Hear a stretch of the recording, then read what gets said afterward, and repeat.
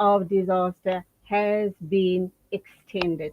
It hasn't been lifted, hear me clearly. It has been extended, which means obviously masking up social distancing and sanitizing with a host of other issues. I guess it would impact on the issue around the number of people you can host in an indoor environment and other such matters.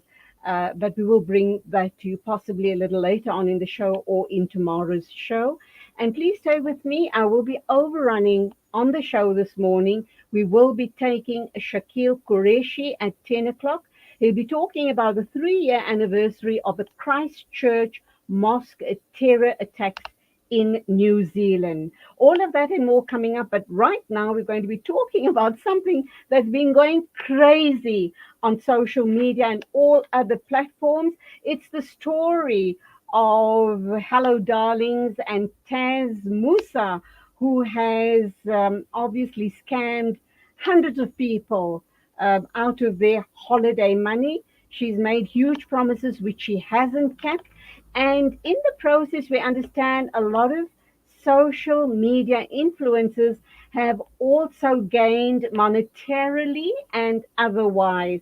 So the big question now being asked is, what about those people being taxed? Surely, when you earn any form of income by whatever means, however big or however small, you need to be taxed because that helps our infrastructure development and a whole host of other issues. Well, I have Piet Nel on the line. He is the project director, tax at South African Institute of Chartered Accountants, SAICA for short. Piet Nel, good morning. Welcome to the program. Good morning, Julie. Thank you for having me. It's a pleasure entirely. And I'm going to say something that might sound a bit careless, but you and I are paying our taxes. Why should social influencers not be paying taxes as well? Doesn't matter what type of benefits they're enjoying, whether it's big or small, but you need to pay your tax. So when Um, and how do they fall under the tax umbrella? yeah. No, look, I will start by saying I absolutely agree with you. So, there's no question about that. This is something that has internationally been looked at by many governments. This has grown over the last 2, 3 years, particularly during the COVID-19 period as well. But yeah, in principle, as you've said, when I do some work, when I earn income, I must be taxed on that. And our South African tax laws have actually catered for that. There's no question that the income should be taxed. We can talk a little bit about the unique circumstances where that income may be illegal. But even there, the South African tendency is that any income that you earn by way of social media or otherwise will be taxed. What makes social media unique, or this influences, is similar to crypto assets or dealing in crypto Ah, assets. It, okay. it, it's that you don't necessarily get money for that, and I think that's where people sort of tend to not want to declare that because I haven't received anything, but they've got credits that they can use to buy other things. And that's where I've seen in practice that people think, no, I don't have to pay tax on that because I didn't actually receive money. But the principle is, it doesn't matter that it is in kind, in benefits. You must declare that income for tax purposes. So, Fitz, this is the big question. If I am an influencer and I'm enjoying benefits of whatever form, free trips maybe, or free movie tickets, meals at restaurants at a regular basis, someone might argue that it's really a pittance. What's the big deal about maybe 4 movie tickets a month or every new movie release or a dinner once a week for my family, possibly a little local holiday once every few months. Yeah, It doesn't add up to all of that much, depending which side of the spectrum you form for. Some people may see it as something huge, and other mm, people would kind of view it as quite a pittance. And yeah, why should I be declaring it? How do I declare it? And how do I, how is it that I'm mm, taxed? A Yeah, lot of these influencers as well work from home, and they don't have a tax portfolio per se. They're home executives. correct. Yeah, How yeah, does the tax man then work around them yeah, and manage to get them to pay taxes on those smaller items that I've just kind of mentioned? yeah. Yeah, look, let's start with those smaller items, those pittances, because the generally is true that sometimes you may be getting the money. So if you have your child doing something hobby like on the internet and doing the video tubes, and just because of the number of hits, Google gives him some money. One would want to say, but this is a pittance, or some benefits, and then really you shouldn't want to pay tax on that. But from a tax point of view, that's irrelevant. The moment you've earned the first rand of income that you earn, if it essentially should be taxed. You have the opportunity, and these guys would, as you say, they would mainly use computers and internet and things, so they have expenses to earn that income. But for me, the moment you become an influencer, you basically have the intention of earning that income. So if it's just small amounts but regular amounts, and that would be you go in the deliberately to get that influencing money, then the SAR system says you have a personal obligation to declare. We value that.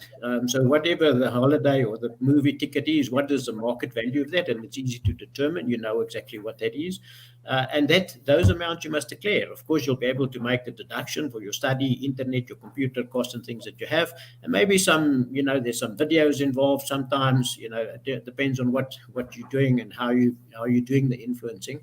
But yeah, so the obligation rests on that individual to actually declare it, and it's declared as business income. It's not declared as Okay, salary. Yeah. let's look at this other issue then, Piet. Mm. We do know that if you earn under Yes. 81,500 rands per annum, you are exempt from tax. Am I right? Yeah. Okay. So it's can we just say it's not exempt from tax? You're actually paying Okay. tax at 18%, but because of the rebates. So the rebates is a way to say we don't want to get money from the really poor. So you're effectively paying tax at 18%, but the rebates wipe it out. So it feels like it's exempt, but it's not exempt. So, Explain. I don't understand. okay, so let's say you've earned 10,000 rand for the year. Now the first rand of income is taxed at 18%. So you owe SARS 1,800 rand. But because we have these rebates, and this falls in South Africa's progressive tax system, that we want to tax the rich more than the poor, we say people up to that 87,000 rand that you've mentioned will not pay tax. And it's a rebate that cancels out the tax. So it doesn't exempt it. So the principle Okay. is everything is Right. taxable, but because of rebate, you don't have to pay tax. Does that Which yeah, means which means I don't have to file a tax return. That's the correct. key Yeah, question. that's correct. Okay. Yeah, yeah. Um, undoubtedly, the majority of these influencers, I could be wrong, I don't know, they're probably earning lots of money, which I'm not aware of. I'm thinking that it's probably under that threshold of 80 odd thousand rand per annum. So they're in the clear as you and I speak. Yeah, but I think it's a qualified yes. So I will start by saying that SAICA handled this by way of a tax conference last year, and we got some input in from influencers, people that using avatars as well to earn income. And I must tell you that they're actually not earning a little. They earn a lot of money. But I think the bulk of the people, so they sort of run that hobby like from a home, they probably fall under that threshold. But one must remember that the threshold is not determined with respect to the influencing income only. So, to put it differently, if I own a salary and I now have this influencing income, it actually comes on top of each other, and that may push me above the bracket. So, I may be above. Okay, Yeah, all right. But if I'm a stay-at-home mom and I happen to become an influencer by mistake through whatever it is that I'm promoting out there, but it's pegged, my income, and I can prove it, is under the 80 odd yes, thousand threshold. I don't even need to bother filing a return. that's correct. You don't. have to register as a taxpayer because you're below the tax threshold. You don't have to put in provisional tax returns. So absolutely correct. But one will have to keep record because, and this is the thing, at the moment with cryptocurrencies and with the influencers, that SARS, it's not a regulated industry. So SARS doesn't get information from third parties saying you've earned this money. But they're looking at that. They're looking at, mining and there's nothing preventing them from looking and seeing, but oh, this person's got a lot of followers and will probably be earning some money by way of YouTube and asking.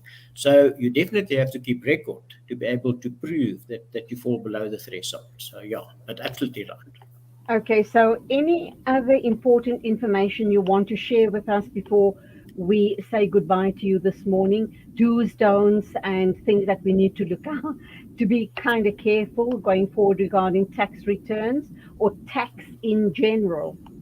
Well, tax in general, yeah. So there is we hear that there's a change in the filing season. So SAICA is currently speaking to SARS about it. They've spoken to us and to other tax practitioners. They want to shorten the season. They want people to file their returns earlier. People must be very careful. A lot of people would have been penalized now in January for putting in a late return where they thought they were provisional taxpayers and they were not.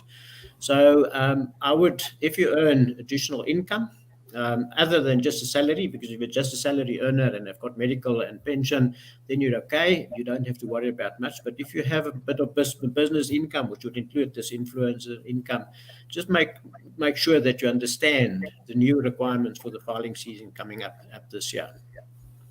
Okay, nice talking with you regarding tax and taxable issues.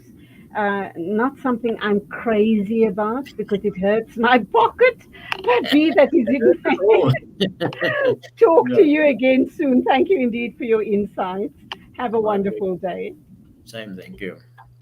9:55 exactly, news and views on Salam Media. We're going to our second last interview for the morning, and then thereafter we'll be joined by Shakil Qureshi to talk about the 3-year anniversary of Christchurch Mosque terror attacks in New Zealand.